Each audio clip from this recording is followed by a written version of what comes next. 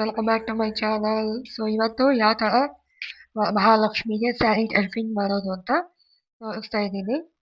So ಈ ಥರ ಒಂದು ತಪ್ಪಲೆಯಲ್ಲಿ ನಾವು ಯಾವ ಥರ ಸೀರೆನ ಹೊಲಿಸ್ಬೋದು.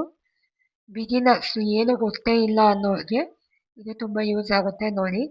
ಕೆಳಗಡೆ ಒಂದು ತಪ್ಪಲೆ ಇಟ್ಟಿದ್ದೀನಿ, ಅದ್ರ ಮೇಲೆ ಒಂದು ಮಾಮೂಲಿ ತಾಮ್ರದ ಬಿಂದಿಗೆ ಇಟ್ಟಿದ್ದೀನಿ. ಮನೆಯಲ್ಲಿ ನಿಮ್ಮ ಹತ್ರ ಯಾವುದಾದ್ರೂ ಬಟ್ಟೆ ಇದ್ದರೆ ಆ ಒಂದು ಬಟ್ಟೆನ ನೀಟಾಗಿ ಬಿಂದಿಗೆಗೆ ಮತ್ತು ತಪ್ಪಲೆಗೆ ಕ್ಲೋಸ್ ಆಗೋ ಥರ ನೀವು ಕಟ್ಕೋಬೇಕು.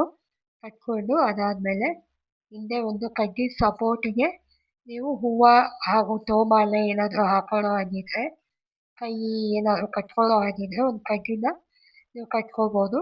ಮತ್ತು ನಾನು ಮಾಮೂಲಿ ಸೀರೆ ಯಾವ ಥರ ಪ್ಲೀಟ್ಸು ಹಿಡಿದಿದ್ದೀನಿ ಅದೇ ರೀತಿಲಿ ನಾನು ಹಿಡಿದಿದ್ದೀನಿ.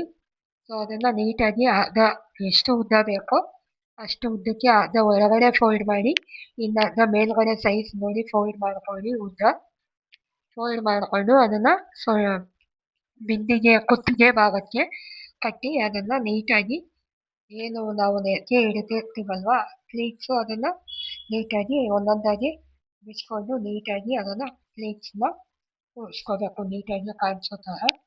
ಮತ್ತು ಸೆರಗಿನ ಪಾರ್ಟ್ ಏನಿದೆ ಅಲ್ವಾ ಅದನ್ನು ಹಿಂದೆಯಿಂದ ತಗೊಂಡು ಕಡ್ಡಿ ಮೇಲೆ ಹಾಕೋಬೇಕು. ಹಾಕೊಂಡು ನೀಟಾಗಿ ನಾವು ಸೆರಗನ್ನು ಒಂದೊಂದೇ ನೀಟಾಗಿ ನಾವು ಕೂರಿಸ್ಬೇಕು. ನೋಡಿ, ಫಸ್ಟು ಇದನ್ನು ಈ ಥರ ಕೂರಿಸಿ ಪಿನ್ನನ್ನು ಹಾಕೊಳ್ಳಿ. ಒಂದು ಪಿನ್ನನ್ನು ಹಾಕೊಂಡ್ರೆ ಅದು ಸೆಕ್ಯೂರ್ ಆಗಿರುತ್ತೆ. ಪಿನ್ನು ಕಾಣಿಸೋದಿಲ್ಲ ಲಾಸ್ಟಲ್ಲಿ. ಅಲ್ಲಿ ಎಲ್ಲ ಹೂನ ಮತ್ತು ಜ್ಯುವೆಲರಿ ಎಲ್ಲ ಬರುತ್ತಲ್ಲ, ಅದರಿಂದ ಪಿನ್ನು ನಾವು ಹಾಕಿರೋಂಥ ಪಿನ್ನು ಕಾಣಿಸೋದಿಲ್ಲ. ಎಲ್ಲ ನೀಟಾಗಿ ಸೆರಗನ್ನು ಕೂರಿಸ್ಕೊಂಡ್ಮೇಲೆ ಒಂದು ಡಾಬನ್ನು ಹಾಕೊಳ್ಳಿ. ಡಾಬನ್ನು ಹಾಕೊಂಡ್ರೆ ನೀಟಾಗಿ ಲುಕ್ಕಾಗಿ ಕಾಣಿಸುತ್ತೆ. ನಿಮಗೂ ಒಂದು ಫಿನಿಶಿಂಗ್ ಬರುತ್ತೆ. ಯಾರೆಲ್ಲ ಬಿಗಿನರ್ಸ್ ಇದ್ದೀರೋ ಅವ್ರಿಗೆ ಒಂದು ಕಾನ್ಫಿಡೆನ್ಸ್ ಬರುತ್ತೆ. ಡಾಬನ್ನು ನೀಟಾಗಿ ಹಾಕೊಳ್ಳಿ. ಅದು ಹಾಕೊಂಡ್ಮೇಲೂ ಕೂಡ ಒಂದ್ಸಲಿ ಸೆರಗನ್ನು ನೀಟಾಗಿ ಕೂರಿಸ್ಕೊಳ್ಳಿ 1 by 1.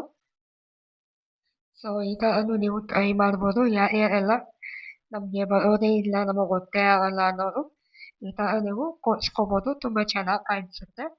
ಸೊ ಹಿಂದೆ ಕಡ್ಡಿ ಏನಿದೆಯಲ್ಲ ಅದು ತುಂಬ ಕಾಣಿಸ್ತಾ ಇದೆ, ಉದ್ದ ಕಾಣಿಸ್ತಾ ಇದೆ ಅಂತ ನಿಮ್ಗೆ ಅನಿಸಿದ್ರೆ ಕಡ್ಡಿನ ಈ ಕಡೆ ಎಳ್ಕೋಬೋದು. ನಾವು ಸೆರಗನ್ನ ಯಾವ ಕಡೆ ಹಾಕಿದ್ದೀವಿ ಆ ಕಡೆ ನಾವು ಕಡ್ಡಿನ ಇನ್ನೂ ಸ್ವಲ್ಪ ತಗೋಬೋದು. ಸೆರಗಲ್ಲಿ ಅದನ್ನು ಕ್ಲೋಸ್ ಮಾಡ್ಬೋದು. ಇಲ್ಲಾದರೂ ಏನು ಟೆನ್ಷನ್ ಇಲ್ಲ. ಹೂವಿನ ಮತ್ತು ತೋಮಾಲೆ ಎಲ್ಲ ಬರುತ್ತಲ್ಲ, ಆವಾಗ ಕಡ್ಡಿ ಅನ್ನೋದು ಕಾಣಿಸೋದೇ ಇಲ್ಲ. ಕಡ್ಡಿ ನೀಟಾಗಿ ಮುಚ್ಕೊಳ್ಳುತ್ತೆ. ನಿಮಗೆ ಡೌಟ್ ಇದ್ದರೆ ದಯವಿಟ್ಟು ಕಡ್ಡಿನ ಬೇಕಾದರೆ ನೀವು ಈ ಕಡೆ ಎಳ್ಕೋಬೋದು, ಸೆರಗಲ್ಲಿ ಅದನ್ನು ಮುಚ್ಬೋದು. ನೀವು ಆ ಥರನೂ ಮಾಡ್ಕೋಬೋದು. ನೋಡಿ, ನಾನು ಮಾಡಿದ್ದೀನಿ. ಸೊ ಇದೆಲ್ಲ ಆದಮೇಲೆ ನೀವು ನೀಟಾಗಿ ಅದಕ್ಕೆ ಏನೇನೆಲ್ಲ ಹಾಕಬೇಕು ವಿಧಿವಿಧಾನವಾಗಿ ಸಾಂಪ್ರದಾಯಿಕವಾಗಿ ನೀವು ಬಿಂದಿಗೆ ಒಳಗಡೆ ಏನೇನೆಲ್ಲ ಹಾಕ್ತೀರ ಎಲ್ಲ ಹಾಕ್ಬಿಟ್ಟು ನೀವು ರೆಡಿ ಮಾಡ್ಕೋಬೋದು. ತೋಮಾಲೆ ಅಂದರೆ ಇದೇ ತೋಮಾಲೆ. ಹಿಂದೆಗಡೆ ಕಡ್ಡಿ ಒಂಚೂರು ಕಾಣಿಸೋದಿಲ್ಲ, ಕಡ್ಡಿ ಫುಲ್ಲು ಕ್ಲೋಸ್ ಆಗುತ್ತೆ ನಿಮಗೆ. ತೋಮಾಲೆ ಹಾಕ್ಕೊಂಡು ಲಕ್ಷ್ಮೀ ಅಮ್ಮನವ್ರಿಗೆ ಜಡೆ ಹಾಕ್ಕೊಂಡು ನೀಟಾಗಿ ಹೂವು ಅನ್ನೋದೇನಿದೆಯಲ್ಲ ಹೂವನ್ನ ನೀಟಾಗಿ ನಿಮ್ಗೆ ಯಾವ ಥರ ಬೇಕೋ ಆ ಥರ ಹೂವು ಹಾಕ್ಕೊಳ್ಳಿ. ಮುಖವಾಡ ಕೂರಿಸ್ಕೊಳ್ಳಿ. ಮುಖವಾಡ ಇಟ್ಟಾದಮೇಲೆ ಒಡವೆ ಜ್ಯುವೆಲರೀಸ್ ಫಸ್ಟೇನು ಹಾಕ್ಕೋಬೋದು, ಆಮೇಲೂ ಹಾಕ್ಕೋಬೋದು. ನಿಮಗೆ ಯಾವ ಕಂಫರ್ಟೇಬಲ್ ಅನಿಸುತ್ತೆ ಆವಾಗ ನೀವು ಜ್ಯುವೆಲರೀಸ್ನ ಹಾಕ್ಕೊಳ್ಳಿ. ಸೊ ಕಂಪ್ಲೀಟಾಗಿ ಈ ಥರ ಕಾಣಿಸುತ್ತೆ.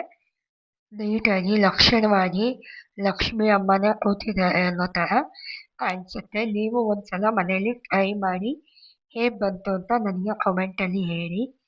ಬರೋದೇ ಇಲ್ಲ ಸೀರೆ ಉಡ್ಸೋಕ್ಕೆ ಅನ್ನೋರು ಈ ಥರ ಉಡಿಸಿ ಒಂದ್ಸಲಿ ಟ್ರೈ ಮಾಡಿ. Thank you for watching. Bye friends. Thank you.